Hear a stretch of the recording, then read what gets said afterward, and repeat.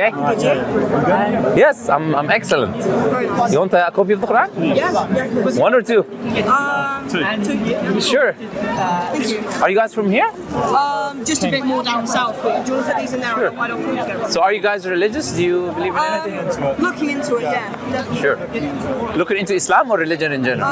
Islam specifically, yeah. Okay, that's interesting. So are you right now following in religion? You believe in a creator, higher power? I'd say so, yeah. Okay, so you believe in a higher power? Leaning towards a higher power? You don't believe in a higher power?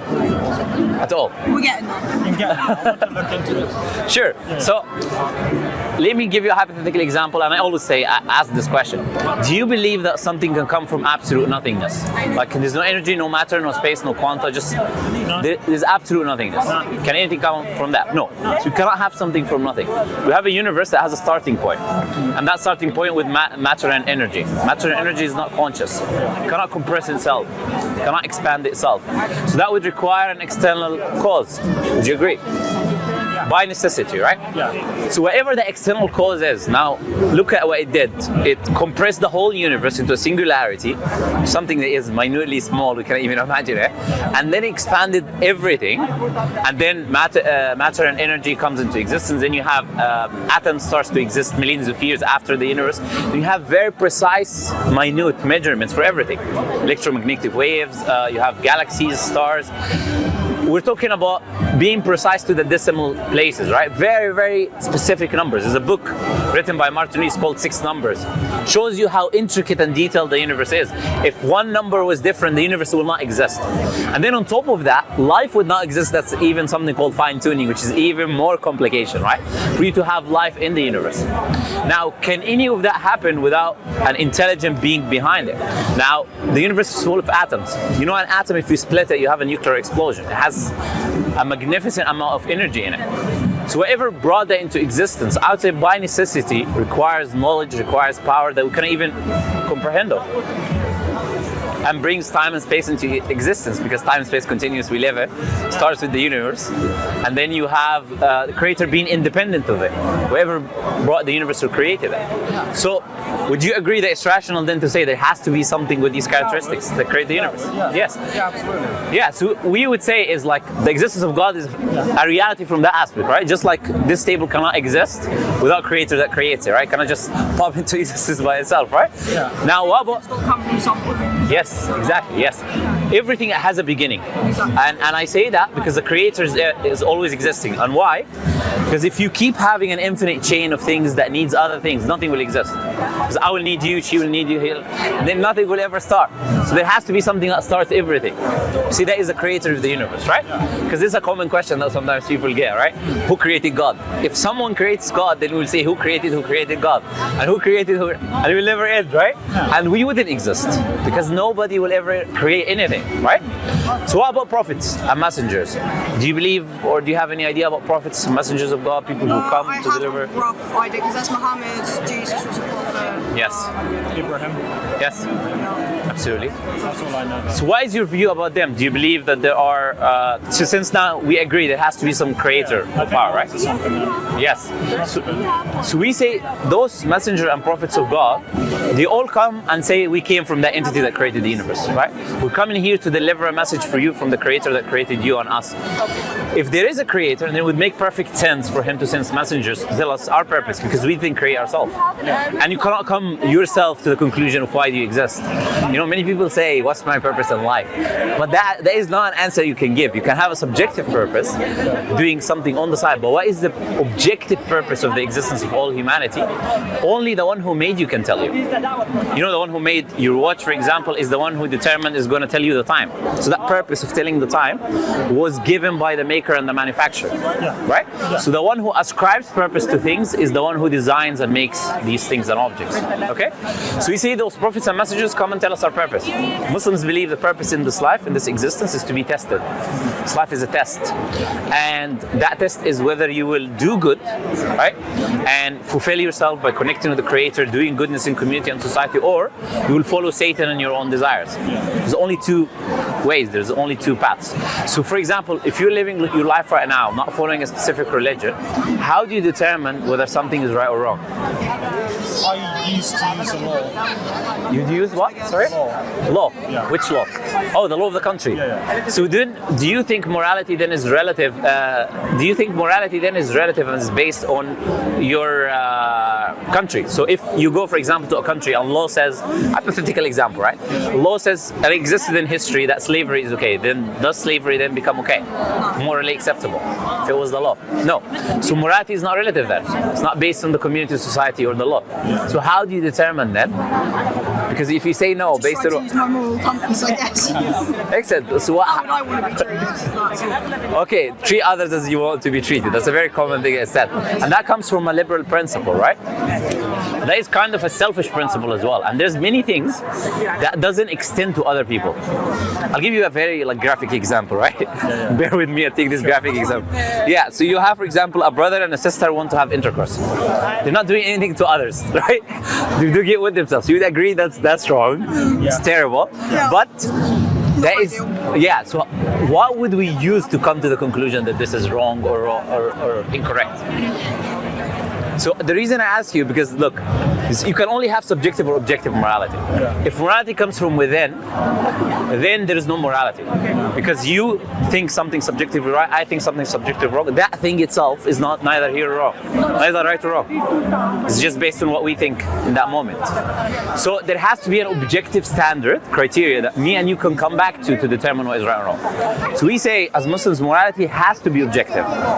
Objective means it's not based on my opinion, my subjective ideas and understanding, but it's based on God. Why? When you make something, you know everything about it. When they create objects, they give you manuals, right? This is what you should do, this is what you shouldn't do, operate it that way. Why? Because the maker, the creator, knows every detail about what he made. The creator knows everything about us. He knows us more than we know ourselves. He knows that which is good for us, and he knows that which is bad for us to avoid. So morality then, it makes perfect sense to come from God, who's all wise, all knowing. And then whatever he tells you to do will reflect those perfect attributes of God. Do you agree that makes sense? So then we say, without revelation, you cannot really determine what is right or wrong objectively, or enforce it on others as well. Say to people, okay, this is wrong because God said it's wrong, right? It's not my personal opinion. And that's why you see societies are changing, shifting very, very much, especially in the West, right? What was wrong in some time, 50 years ago, 60 years ago, today is, you know, the right. It's everything where you should push and put. And why is it shifting and changing like that? Because there is no criteria, moral standard that people can go back to. In the past, it was religion, it's Christianity actually, but right now, today, liberalism is just based on what a person feels. It's mostly, don't harm anyone else, do to others as you like done to yourself. This is what is really been propagated in the Western society, but that's not enough really to know what is good or bad.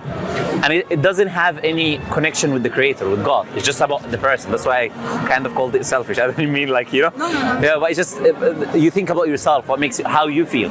But you don't think about the community, and you don't think about God, which is very, very important, right? So this is the message of the Quran. You'll find guidance, moral aspects of life, objective morality, and you'll find the answers to the question of what will happen to you when you die. Many people make assumptions, but you don't need an assumption if the creator who made the universe will tell you what will happen to you from the moment your soul leaves your body until what we say eternality, whether that is eternal bliss or eternal punishment based on how you live this life, right? So do you guys have any questions for me? Anything comes to mind about Islam that maybe you've heard that is like, you want to clarify? And you can ask anything, absolutely, like I don't get offended. Okay, sure. Oh, actually, can I be a Muslim if I've drank alcohol in the past? Yes, absolutely. So whatever in Islam, the Prophet It's riba. yes, that's excellent. Yes. So if the minute a person becomes Muslim, every sin he did in the past is forgiven. The Prophet told us Islam removes everything before it. Just like repentance removed that which is before it, becoming a Muslim would remove the sins that were there. That was before you became a Muslim, before you took that oath and accepted Islam and connected with God. There are many people who are living who have not come across the idea of Islam as well. And if they don't and die like this, they have a different test on the Day of Judgment. But God is not going to hold them accountable until they hear the message, they know the truth. And then once they accept Islam, then there is a clean new slate that you have basically with you and the Creator. and everything that you do. So don't worry about the past. Even some people have tattoos, they worry about tattoos. Even if it will remain on your body, if you've done it before Islam, then Islam doesn't require you to do We're anything clear towards with it. them. We ain't got nothing. Okay. We're good. That's excellent. I think I saw one thing about wearing the hijab. Would it be okay to like slowly get there and like work your way up just because I'm not used to it like out? Yes. You know, the Prophet ﷺ, when he sent his companion Mu'adh, that was the name of his companion, he sent him to Yemen, right? A country called Yemen. There was people of the book there, Christians and Jews. He said to them, you're going to invite the people of the book to Islam. Let the first thing you call them to is to worship one God alone. That is the most important thing. And the Prophet said, if they agree, then tell them there's prayers. Then if they agree, then tell them they have to give charity. The gradualism that we talk about. So the Prophet didn't say, go tell them everything that they should and shouldn't do, and like which will confuse them, right? You have to take people gradually, step by step, and ease into everything. Even alcohol, since you mentioned that. The prohibition of alcohol in Islam came gradually. First, Allah revealed that there is benefits and harms in alcohol, but there is more harms than benefits. So the harms outweigh the benefits. So Allah is just letting them know, okay, there's more harm in this thing. Then the second thing, Allah said, do not come near the prayer when you're drunk until you know what you say. And you pray 5 times, so then it's difficult, right? You only can pray, probably drink in the night time, so there's restrictions now, right? Then in the end, Allah said, completely avoid it because it's the work of Satan, right? So it was a very gradual thing that took time because people were drinking it more than water. Like always did. And by the way, when the prohibition came, the whole floors were flooded of alcohol. The whole roads was all wet because of how much alcohol these people were drinking that time, right? So Islam takes things like this gradually. Allah understands your nature as a human being and that you're coming from a different, of course, background, etc. So you can ease into it step by step. There's nothing to worry about, absolutely. Can I have another one from my friend? Yeah, of course. Yeah, why not? There you go. Thank you so much. Thank you. No problem. It's nice talking to you guys. See you. Bye-bye.